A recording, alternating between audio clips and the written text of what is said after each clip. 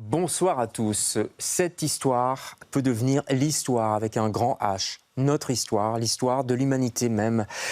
Extrait de La sœur de Jésus-Christ de Oscar de Sumail. On peut ajouter, c'est l'histoire d'une prise de conscience. Félix Van Orenberg est l'invité de LCR ce soir.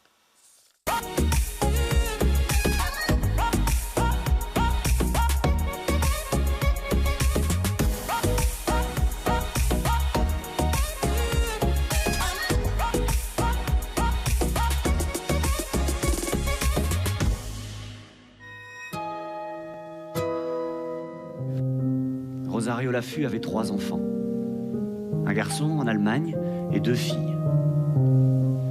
La sœur de Jésus-Christ, c'est comme une fable. C'est un espèce de western contemporain qui raconte l'histoire d'une jeune fille qui sort de chez elle avec un Smith & Wesson 9 mm dans la main, qui quitte sa maison et qui traverse tout un village pour aller régler une affaire qu'elle a à régler. La sœur de Jésus-Christ, elle, mon vieux, la moitié du village se l'est faite. Hé, Sainte Vierge, pourquoi moi je me suis retrouvé dans l'autre moitié, oh?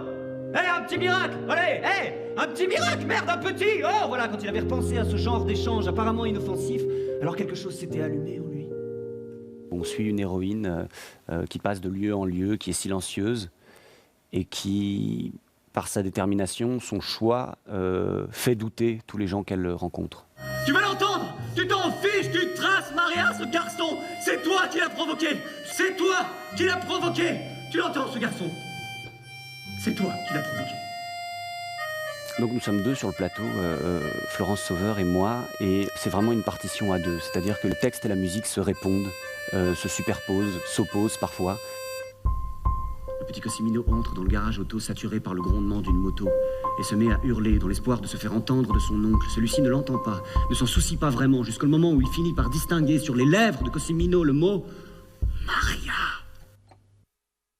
Voilà, La sœur de Jésus-Christ est en ce moment aux poches. Le texte est de Oscar de Sumail, qui est un comédien et auteur italien. Traduction de Federica Martucci. Ouais. C'est ça, c'est important de le dire. Ouais, bonsoir. Bonsoir Félix, on est ravis de vous avoir. Merci. Comment ça va tout d'abord? On est lundi, c'est relâche, Oui. Mais c'est innovation chaque soir. C'est jusqu'au 3 juin, donc allez-y, c'est aux têtes de poche. Comment vous recevez ce succès? Les gens sont debout. Hein. Oui, c'est super. On est toutes et tous très contents dans l'équipe. C'est génial parce qu'on a l'impression d'avoir une réponse à l'enthousiasme qu'on avait, nous, à monter ce spectacle. Il y a un enthousiasme le soir aussi de la part du public, c'est génial. C'est important, j'imagine, de sentir comme ça le public est là. Surtout quand on n'est pas seul en scène, parce qu'il y a effectivement Florence Sauveur. Oui. Mais voilà, vous êtes 2 seuls en scène, quoi. C'est vraiment un duo, quoi. Ouais. C'est vraiment comme c'est ce que on voit un peu dans l'extrait, la musique et le texte qui communiquent, mais... c'est clair que je pense qu'on est tous les 2 assez généreux, donc d'avoir cette générosité du public en retour, c'est super, c'est génial.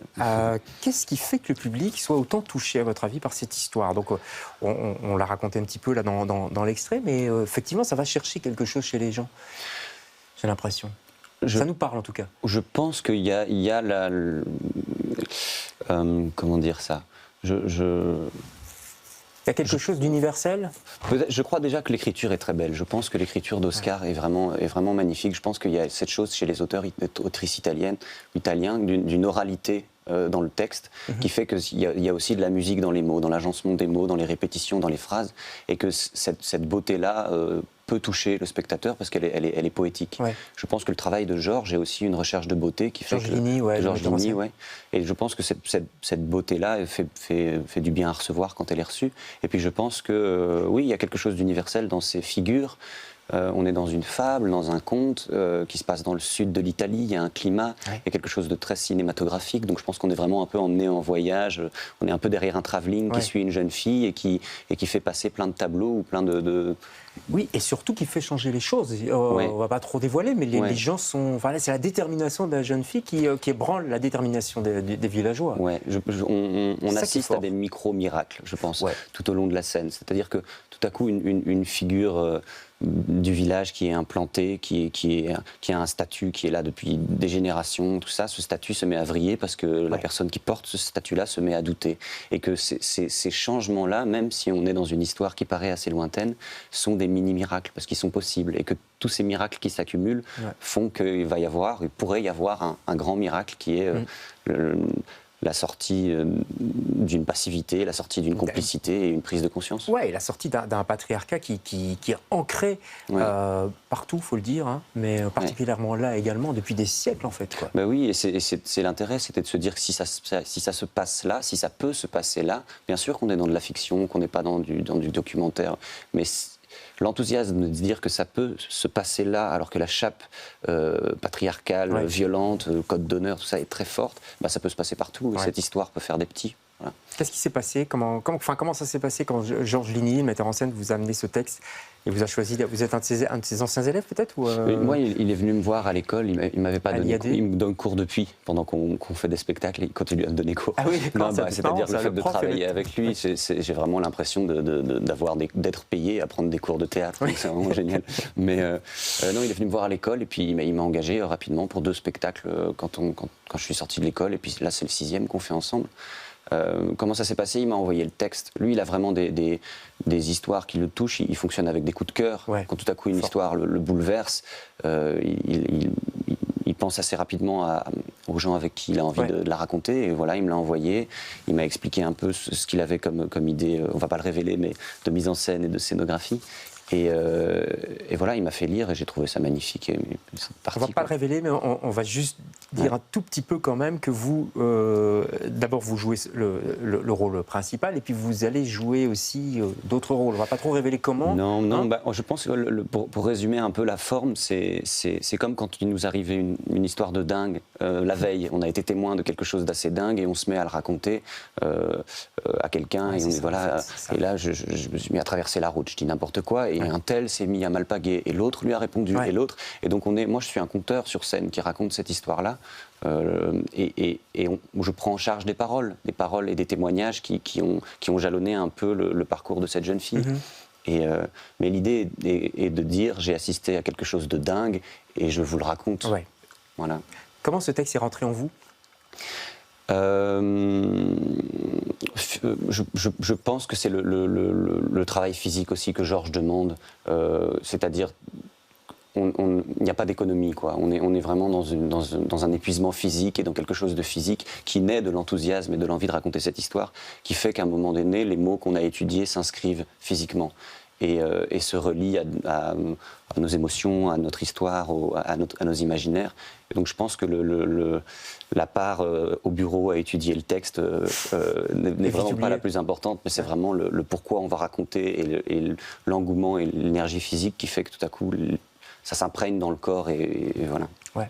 On peut parler aussi on a parlé un peu de la mise en scène, mais de la mise en lumière, je trouve elle est particulière. Il y a un petit côté Caravage dans le noir, c'est voulu, j'imagine, par le concepteur lumière et les scénographes. Oui, c'est difficile d'en parler sans révéler parce qu'il y a vraiment des chouettes surprises. On va pas trop dire. Mais oui, et puis en plus, c'est vraiment la compagnie Belle de Nuit. Ce sont des gens qui travaillent souvent avec Georges et donc il y a vraiment de spectacle en spectacle. Jérôme Dejean, je crois. Jérôme Dejean, Charlie et Thibault, il y a Sébastien Fernandez qui fait la vidéo, François qui a co-composé avec Florence et Pierre. Voilà, c'est un travail de compagnie, François Sauveur, oui. Et ce que je peux dire sur la lumière, sans dire trop de bêtises, que Jérôme m'appelle. On voit les photos, donc on se doute bien que... Non, mais il y a quelque chose où, comme un miracle est en train d'arriver, peut-être, on ne sait pas trop ce qui est en train de se dessiner. Donc les gens sortent de l'ombre, ils y retournent, ils parlent de l'ombre, ils se mettent dans la lumière. Et donc voilà, il y a vraiment un beau jeu. Il y a quelque chose de christique aussi, je ne sais pas si ça se dit, christique. Peut-être. Parce que son frère, en fait, c'est la petite sœur de Siméon qui s'appelle Jésus-Christ, c'est pour ça qu'on dit la sœur de Jésus-Christ. Ça ne se passe pas à Bethléem.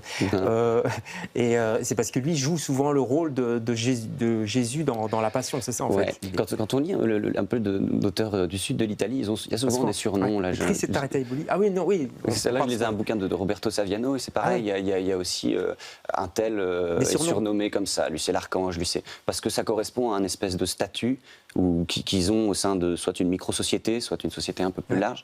Et voilà, et là, évidemment, elle s'appelle la sœur de Jésus-Christ parce que son frère est un très beau garçon, certainement le plus beau du village, et que c'est lui qui interprète le Christ pendant la Passion vivante. Mais dès les premiers mots du texte, elle s'appelle Maria. Ouais, elle s'appelle effectivement Maria, et elle va susciter extrêmement de jalousie, de colère rentrée, d'amertume. Et on n'a pas envie de trop en dire, en fait. Hein, je vois votre sourire. Mais c'est vrai qu'il faut aller voir ce spectacle qui est vraiment exceptionnel. Alors, vous avez 28 ans. Je ne sais pas, c'est votre quantième spectacle déjà, mais vous Je crois que c'est le 10e. 10e. Il y a eu un prix d'interprétation au Materlinck. Et alors, vous jouez dans pas mal de séries. Les gens se disent, mais j'ai déjà vu, c'est peut-être quelque part, Pandore, je crois. Oui. Entre autres pour la Belgique. Et puis là, c'était Salade grecque chez Clapiche. C'est des expériences différentes. Est-ce qu'il y en a que vous préférez que d'autres ou, qu'est-ce qui vous nourrit, en fait?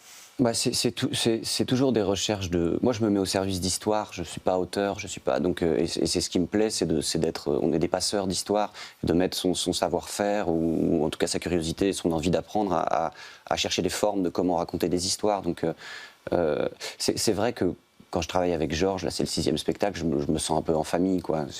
J'ai l'impression que ce sont des gens, cette compagnie me fait évoluer, m'apprend à jouer, mais j'adore aussi me retrouver sur une série médicale en France où tout à coup c'est un médecin la série Hippocrate par exemple, où c'est un médecin qui raconte l'hôpital français. Je trouve ça génial de pouvoir se mettre au service de... Mais comment on choisit c'est-à-dire, faut pas se planter non plus, parce que parfois il y a... Voilà, on choisit une série et puis elle n'est pas très bonne. On fait des paris. Hein. Il y a quelque chose où, au théâtre, on fait en tout cas une partie du montage en direct, ce qui n'est pas le cas au cinéma ou en série, où on donne et on essaie d'être généreux dans ce qu'on raconte. Il y a l'instinct peut-être aussi, tout doucement. Oui, et puis il y a quand même une grande part de chance, parce qu'il faut qu'on nous voit à des bons moments, il faut qu'on nous voit dans des... Il y a vraiment une grande part de hasard et de chance. Allez, je vous l'ai cité, on l'a déjà cité, mais Florence Sauveur, qui est sur scène tous les soirs, multi-instrumentiste, avec vous. Et est-ce que j'ai encore dire qu'il faut aller voir ce spectacle? Oui, j'ai envie de le dire. Merci. Vous avez un coup de cœur. C'est Juliette, Juliette. La chanteuse. Pourquoi Parce que c'est ma chanteuse préférée. Je pense qu'elle est vraiment... Enfin, pour moi, c'est la meilleure. Elle m'a accompagné depuis quand j'étais tout petit dans ma chambre, je chantais ses chansons. Il y a quelque chose de très théâtral. Je crois que c'est une grande femme de scène, de mots, de musique, une très grande musicienne. Et il y a toujours aussi, comme dans ce spectacle-ci, quelque chose de très épique dans ces chansons, où il y a toutes les galeries de personnages, où il y a un coffre et voilà, c'est une femme qui m'a fait rêver de ce métier de scène et de raconter des histoires. Et il faut écouter Juliette, c'est magnifique. On va écouter, ou réécouter, et on va aller voir La Sœur de Jésus-Christ. C'est au Théâtre de Poche jusqu'au 3 juin. Dépêchez-vous parce que ça marche bien, donc ça se remplit, tant mieux d'ailleurs. C'est Chemin du Gymnase, dans le bois de la Cambre, enfin bon, voilà. Et c'est signé Georges Ligny. Merci Félix d'être passé chez nous. On se retrouve demain avec d'autres invités. Bonsoir.